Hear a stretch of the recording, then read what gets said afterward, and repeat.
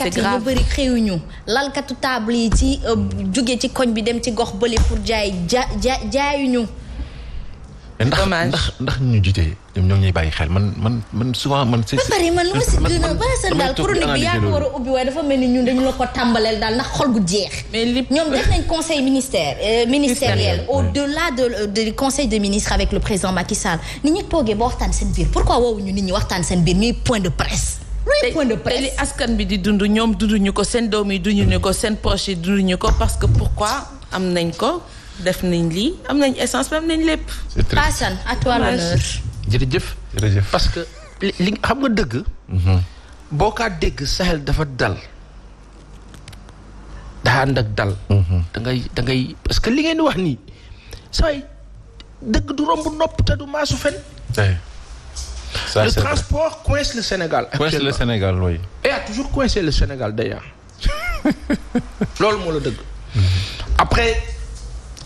lan moo xew jamono bii ñu ne nit ñi demuñu dikkuñu yéen a ngay wax conséquences yi ci biir kër yi ñun ñu ngi toog fii di wax mais ñun mënuñu ñun ñëpp ñu àndandoo triste. c'est pas possible. il faut que ñu am onde yu ñuy jéem a transmettre sax mu nekk yaakaar toujours sans prétention. Vraiment. Aucune et modestement avec toute la plus haute des humilités mais benn affaire daa am.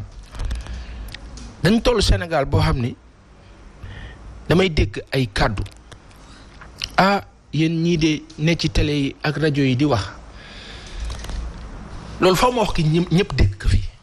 yéen ñii ne ci télé yi ak rajo yi di wax moytu leen de waa nguur gi fi nekk dañoo doy waar de moytu leen de. lu ñuy def léegi damay laaj Sénégal nguur gii fi nekk man de xamewuma leen woon bon. ak soxor ak iñaan ak def lu bon xamee wu ma leen ko woon de. déedéet. ba ñuy wut de waruñu ma ko woon. waaw kay ba ñuy wut xaw ma nag gëj naa leen gis nag ñenn ñi. ba ñuy wut parce que xamatuma daan naa leen gis avant ñuy nekk ci nguur wante après gisatuma leen may xarit duma leen tudd maa ngi leen di ziar bu baax. très bien ay nit yi baax lañu nag humainement ba dayee ñoom si mbedd mi nii wala nga séen leen wala nga jot leen exceptionnellement wala nga dajeek ñoom ay nit yi humainement yi bien lañu mais ci ay choix. acte yi ñuy posé mooy sunu problème waaw ki nga xam nag yor nga réew ba posé ay acte yi xaw a doy waar gênant DSC wax te DSC wax nag ba sunu borom nangu wala mu bañ a nangu. defal ñu jàmm rek. incha allah incha allah lay nangu. tey jii nii ana sa jànk xëy si na wala fa sa kër la dëkk. moom koñ ba la dëkk sax. moo tax day dox ñoo mais bu fa dëkkutoon. nu may def. dafa am benn restaurant bu nekk fii à côté. Bokar maa ngi lay nuyu bu dee yaa ngi may déglu Guèye ak Guèyeen yëpp ak Jaween yi restaurant boobu liggéeyuñu ñaari fan yi combien de nit yu mel noonu ci dëkk bi ñoo ñàkk liggéey ñoo ñàkk am le secteur informel actuellement est plombé. ñooñu dañuy dund au jour le jour. ñu jóge ci Covid-19 surtout. exactement ma gis démb ministre de la République. sanu kilifa ba baax bi Mansour Faye. bàyyi sama nijaay nag. daa ma gis mu toog waxul lu garaawul de. lu garaaw de dafa expliquer. mais la mu expliquer mooy sam problème. lan la expliquer. dafa ni moom il est là au nom du gouvernement. oui. que toog na xaar leen ay waxtu gisu leen. waa secteur du transport syndicaliste yi ñooñu ne ñëwuñu. pourquoi parce que dañoo soxla woon ñoom daje ak tous les ministres concernés. moom mu ne kenn du ko exiger ce terme-là il l'a usé kenn du ko exiger soi-disant ñan la ñu war a toogal ak et cetera may wax benn affaire approche bi mooy problème. ak dégg-dégg bi. du ne nit ñi dañuy taxaw ay syndicalistes lañu mel ni dañ leen di jaay wala dañ leen di imposer quoi que ce soit parce qu'ils tiennent le bon bout. kilifa dafa demee xel ñi nga xam ne ñoo nekk autour de ces ministres là et de notre chef de l'État. ngeen jege ko lool ñenn ñi waxtaan leen ak moom nit nag dina doy waar nit dina jiite organisation am nu mu mel waaye ka nekk ak na ngaa waxee ak moom léegi-léegi nga ne patt bi signifie lu bare léegi-léegi kilifa am nu muy taxawee nga xool ko mu xool la nga romb ko dem. di lay di si jàngat lu bari. baa xëyee rek nuyu ko dem. bala neexee u toog fàtte ko waaye xam na yàlla la yàlla lay def. yàlla da kaa roof ond mu yëkk xam xalaat. ba dee ko yàlla baaxe lool. dala naan diw. lu xew ça ne va pas fan yi ak fu réew mi toll nii ma ne ba doo xëy ñu dàq la. am na ñoo xam ne doo leen lenn dana ma la ko wax. am na ka nga xam ne baax a dàqee mu jaaxle. am na ka nga xam ne doo ko dàq. mooy demal boppam da nga wax bi. àdduna noonu la ko yàlla bindee ka nekk ak la borom bi def si aw. très bien Baye Assane man damay laaj benn laaj wax la ci fenn. lu tax may wax jëm ci sensu kilifa yi. mooy madame Touré ñun jabootu président Macky Sall lañu ak ñi mu àndal.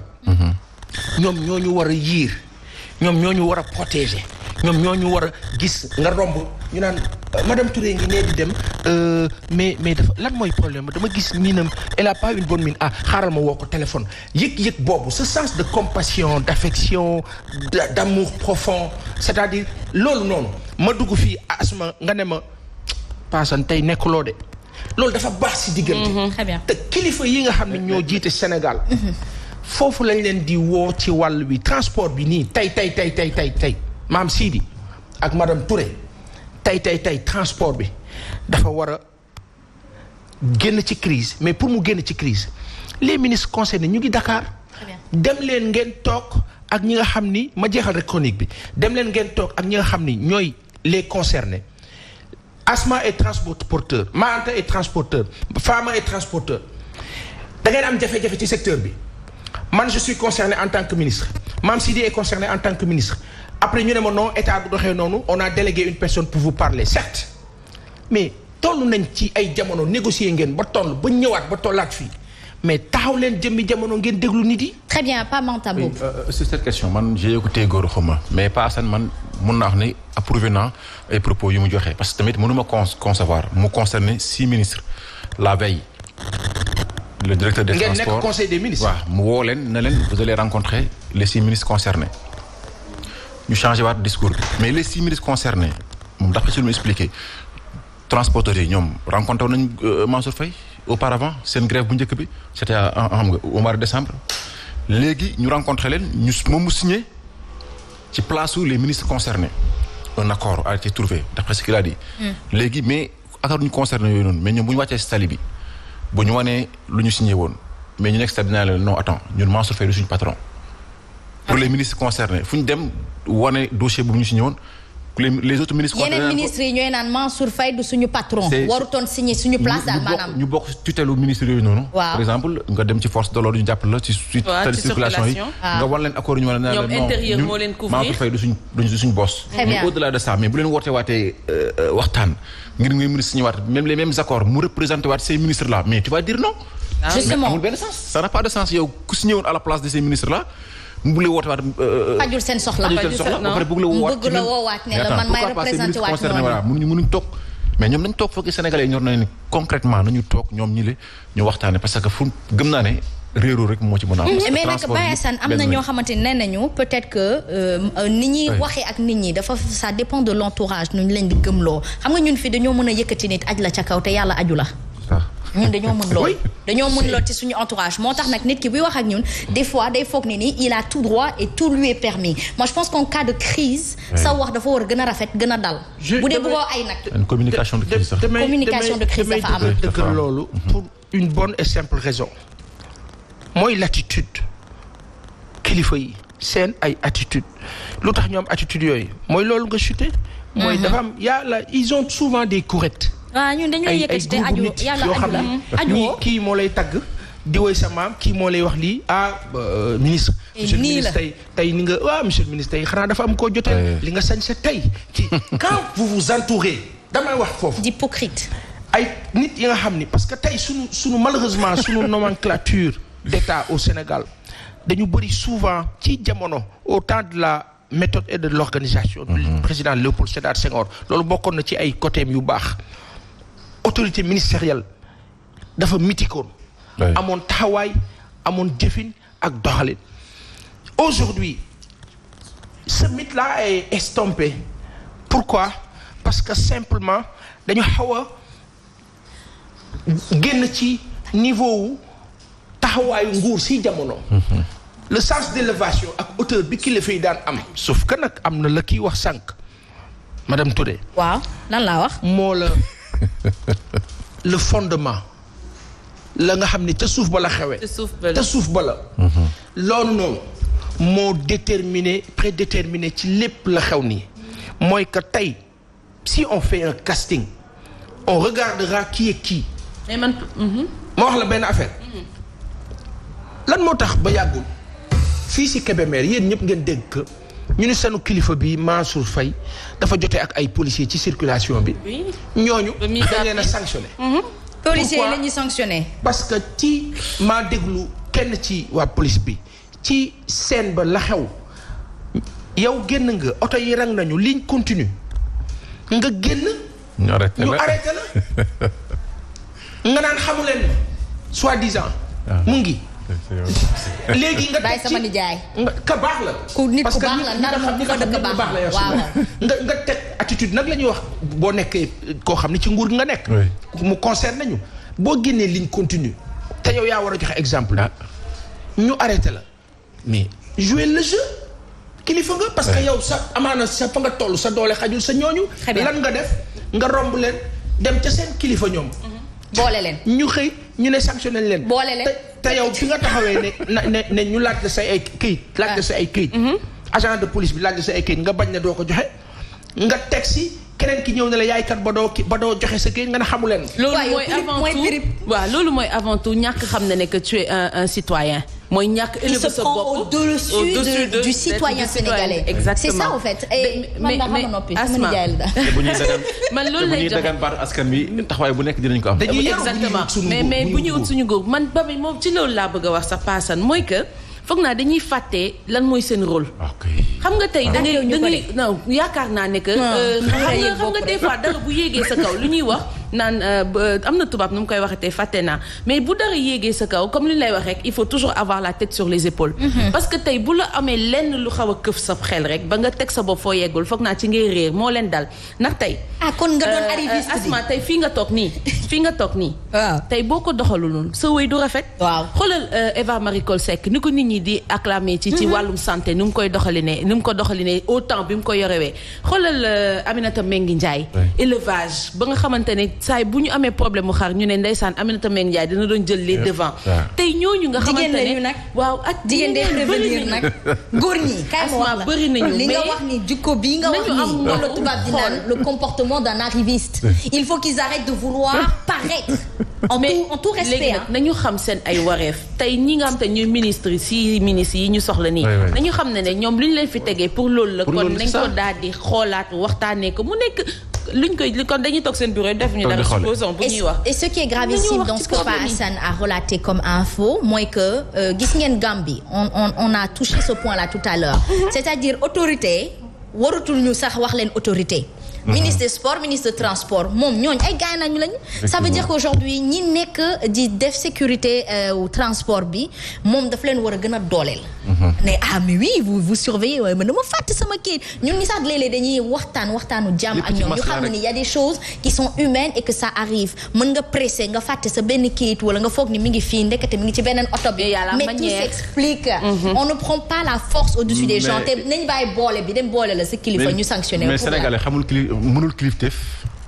Sénégalais mënul kon de ñun de ay arrivistes lañ ko. non Sénégalais ñu si mën kilifteef la leen di compter parce que yow da ngay dem ci yenn secteurs yi sax. mais le boss il te montre que man fii je suis le boss may décider. je suis le chef le patron. je suis le patron le boss. et au-delà de ça yow ñi ngay diriger mais foogoon du ñoom peut-être yow performance yu structure bu di am du mën a nekk. Ben ça en tout cas en 2 minutes on chute. ñu chuté. dafa am fi may chuté pour rejoindre un peu li ngeen di wax. mooy kilifa yi dañ leen di ñaan damay wax kilifa yi dañ leen di ñaan xam nga fan laa ko teg. ci suñu réalité sociologique mooy ñun Sénégal dañuy wax ne kat kilifa yi dañ leen war a fonk wekk leen yëg leen tatagal leen war leen ñooy suñu ay kilifa.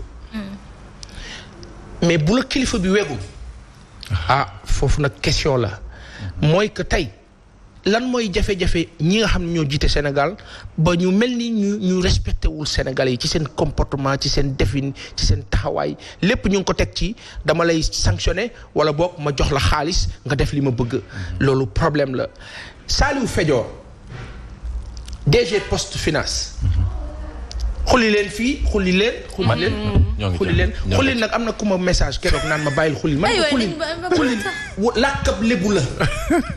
bëgg naa ko fi bàyyi sax may mbokk dañ ma ne ñun dañuy wax xullil.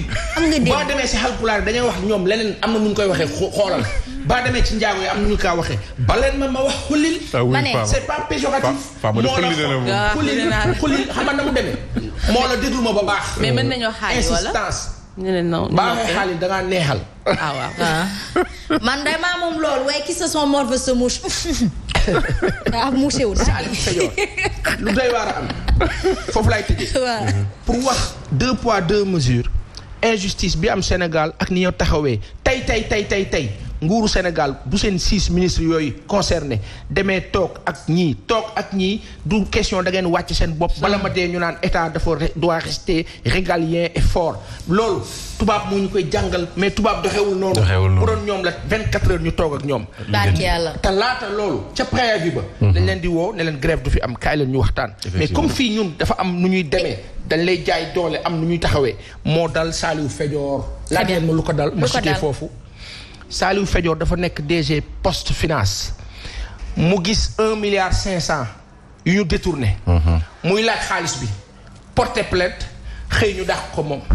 dégg naa la wax bi. ba ñu ko dàqee moom kañu njort ne moom loolu concerné ko daf ko concerné muy chef boobu nekk foofu fee kooku noonu ñu kaa wax Alex Manga moom la ñu wax ne moom la mbir mi gën a concerné wante moom. mu ngi tranquille waaye DG bi porté plainte bëgg xaalis boobu ñu leeral ko kooku la ñu wàcce loolu mooy Sénégal 2021. Très bien en tout cas moom kilifa gi di ministre des transports Mansour Faye xëy na nag oto bu ne ci kanam moom la ñuy corné Baye Assane moom moo génn wax mais j'aurais aimé que justement ses confrères ministres génn ne itam ñoom.